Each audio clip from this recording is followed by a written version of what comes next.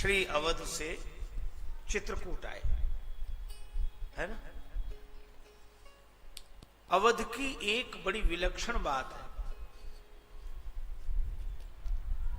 अयोध्या में माता कैकेयी, और माता कैकेयी का जिस भवन में निवास है उसी भवन में श्री भरत का निवास है, और जहां श्री भरत का निवास है उसी भवन में मंथरा का भी निवास है। और एक और अद्भुत बात है कि कैकेयी माता के जिस भवन में श्री भरत रहते हैं, मंथरा रहती है, उसी भवन में भगवान श्री राम रहते हैं अधिकांश। यह कथा जीवन का दर्शन है। अगर हम लोग अपने जीवन को देखें तो यही स्थिति है। हमारे जिस हृदय में सुमति के भरत रहते हैं उसी में कुमति की मंथरा रहती है, और उसी हृदय में भगवान रहते हैं। सुमति कुमति सबके उर रहाई, और राम जी भी सबके उर अंतर बसौ जानहु भाव कुभाव। भगवान भी सबके हृदय में रहते हैं। और यह केवल अयोध्या का ही सत्य नहीं है, लंका का भी यही सत्य है। लंका में आप क्या जानते हैं, केवल कुंभकर्ण सोता है। अगर केवल कुंभकर्ण सोते हैं तो श्री विभीषण जी नहीं सोते हैं क्या? और अगर विभीषण जी नहीं सोते तो यह क्यों लिखा, ते ही समय विभीषण जागा। इसका अर्थ यह है कि समुद्र के बीच में बसी है लंका। ये संसार समुद्र के बीच में सुनहली कल्पनाओं की बसी हुई लंका में अगर कुमति का कुंभकर्ण सोता है तो सुमति के विभीषण जी भी सोते हैं। पर कुमति के कुंभकर्ण को कुसंग का रावण जगाता है, और सुमति के विभीषण तो सत्संग के हनुमान जी के जाते ही जाग जाते हैं।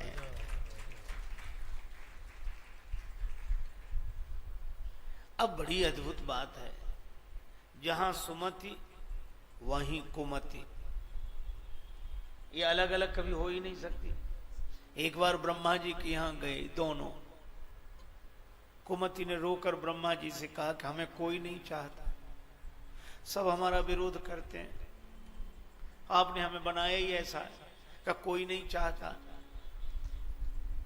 पिताजी क्या आप भी मुझे नहीं चाहते?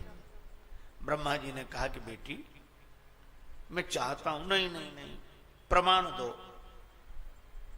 ये सुमति खड़ी है, ये मैं हूं, आप मुझे चाहते हैं कि इसे? ब्रह्मा जी ने कहा कि दोनों देवियां चलकर बताओ। सुमति गई और आई, कुमति गई और फिर आई। ब्रह्मा जी ने कहा दोनों ही बेटियां अच्छी लगती हो। कि दोनों कैसे अच्छी लगती हैं? तब ब्रह्मा जी ने कहा कि सुमति तुम आते हुए अच्छी लगती हो, और कुमति तुम जाते हुए अच्छी लगती हो। दोनों।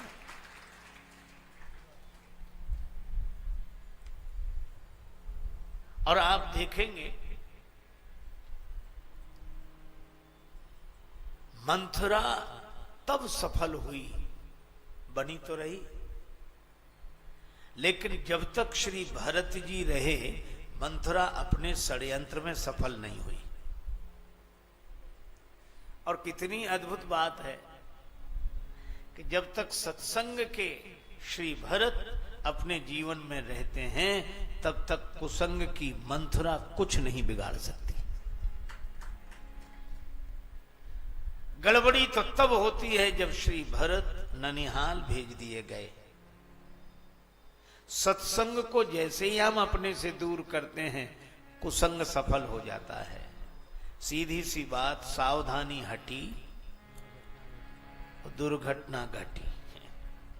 भरत जी दूर हुए, मंथरा सफल हो गई है? अच्छा एक बात मैं कहूं, एक बार एक डॉक्टर से मैं मिला, डॉक्टर एलोपैथी के बड़े मर्मज्ञ मनीषी थे। उन्होंने कहा कि आपको डायबिटीज तो नहीं है? हमने कहा है, बहुत पुरानी है। 20 वर्ष से लगभग ज्यादा ही हो गया होगा तब से। तो उन्होंने कहा कि आप एक काम करना, किसी गंडा विभूति ताबीज झाड़ फूंक मंत्र आदि के चक्कर में मत पड़ना, ये जाने वाली नहीं है। तो हमने कहा फिर इसका उपाय क्या है? उन्होंने कहा घबराने की भी जरूरत नहीं है, आप तो दवाई खाते रहो और परहेज करते रहो तो कंट्रोल में बनी रहेगी। उन्होंने डायबिटीज के संदर्भ में ये बात कही थी, मुझे हर एक संदर्भ में ये बात ठीक लगने लगी। इसी तरह काम क्रोध लोभ मोह मद मत्सर, ये मन की डायबिटीज है, ये मिटने वाले नहीं हैं, इनको मिटाने वाले मिट गए। आप तो सत्संग की दवाई खाओ, कुसंग का परहेज करते रहो तो कंट्रोल में बने रहेंगे, बस यही है।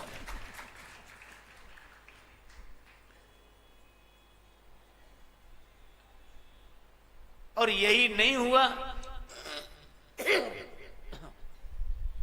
तो अयोध्या में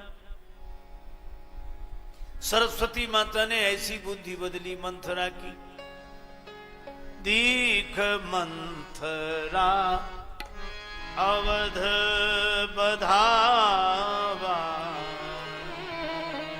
दीख मंथरा अवध, दीख मंथरा नगर, सुरन सुहाइन अवध बधावा, चोरन चांदनी राति न भावा अवध बधा। दीख मंथरा। अब मंथरा ने देखा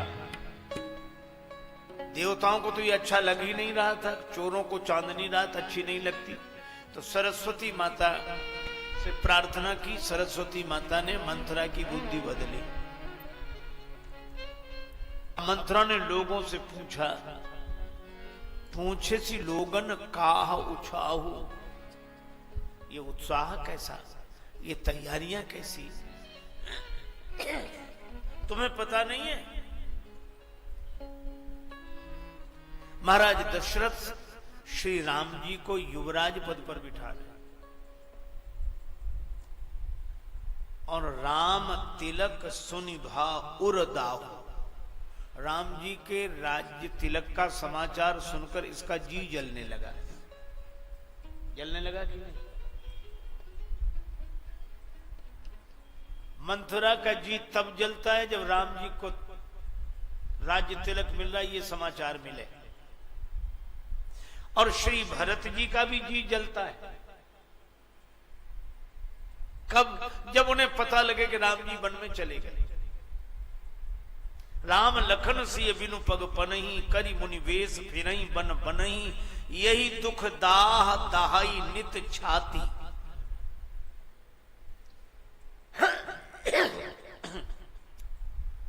देखो, संत का हृदय तब जलता है जब किसी को दुख मिलने लगे, और असंत का हृदय तब जलता है जब किसी को सुख मिलने लगे।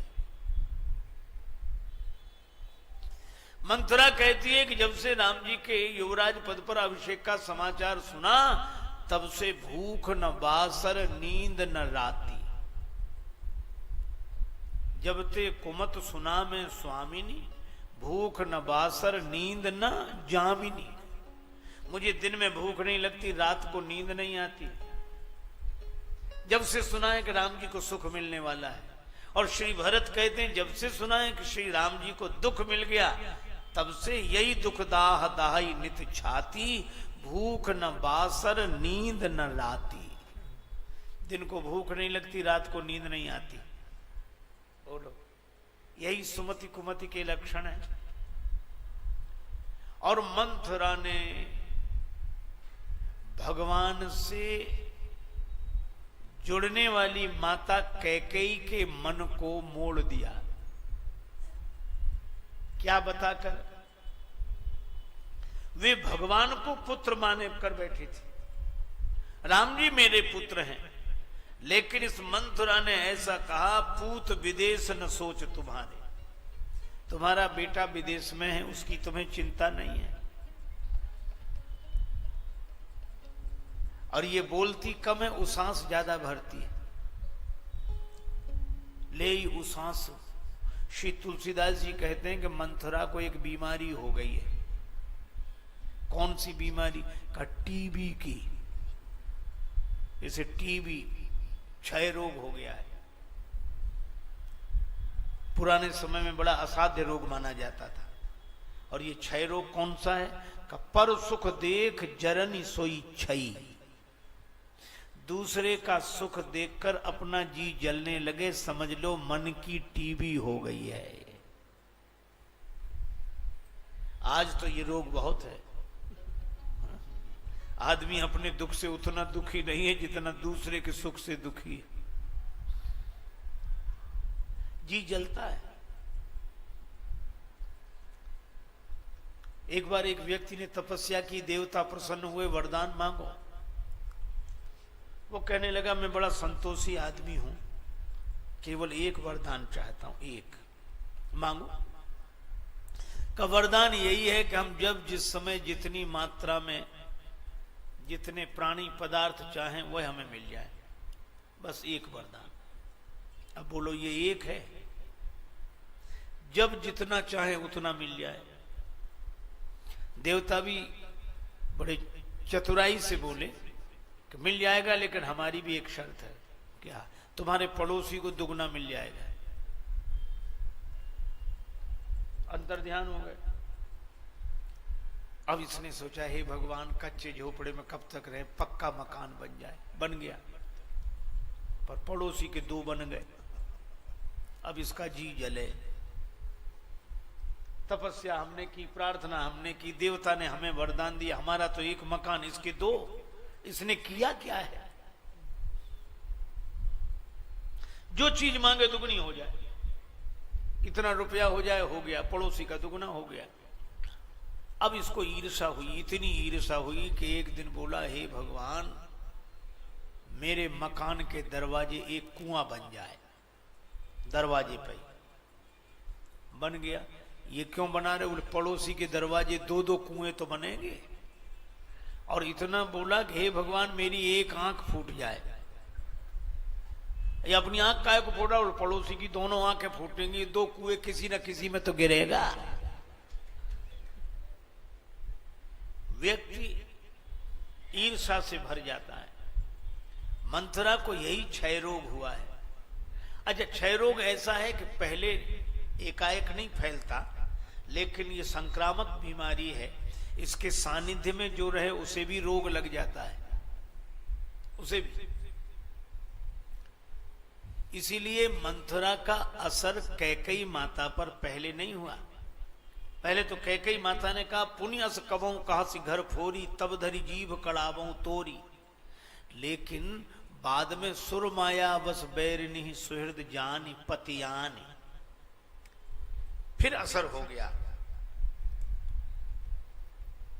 धीरे धीरे ये रोग फैलने लगा। मिले तो अच्छा, हालांकि मंथरा को कोई लेने देने की बात नहीं थी। महाराज दशरथ राम जी को दे रहे हैं राज्य, पिता अपने पुत्र को दे रहा है, तो पिता अगर पुत्र को न दे तो तुम्हें दे दे।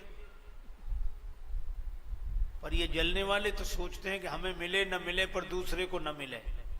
और वही हुआ। राम जी ने देखा कि टीबी फैल गई, ये संक्रामक रोग फैल गया, तो एक काम करते हैं, क्या इस जगह को ही छोड़ो, नहीं तो रोग फैलता चला जाएगा। और जगह को छोड़कर चलें कहां? जहां का जलवायु पवित्र हो। किसी हिल स्टेशन पर चलें। लोग कहते हैं ना, पर्वतीय क्षेत्र, वन प्रांत, प्रकृति बड़ी सुंदर हो, वहां चलें। तो भगवान राम ने श्री अवध को छोड़ दिया। क्यों? यहां वासना का साम्राज्य फैल रहा था, यहां मेरे तेरे की बात हो रही थी, यहां जगत से जुड़े हुए मेरे संबंध के कारण परमात्मा को दूर कर दिया गया। तब ऐसे वातावरण से बचना चाहिए। और कहां चले? किसी सुंदर उपवन में। तो अयोध्या में अगर यह बीमारी फैल गई तो इससे बचने के लिए चित्रकूट सबसे बढ़िया है। सब सोच विमोचन चित्रकूट, सब सोच विमोचन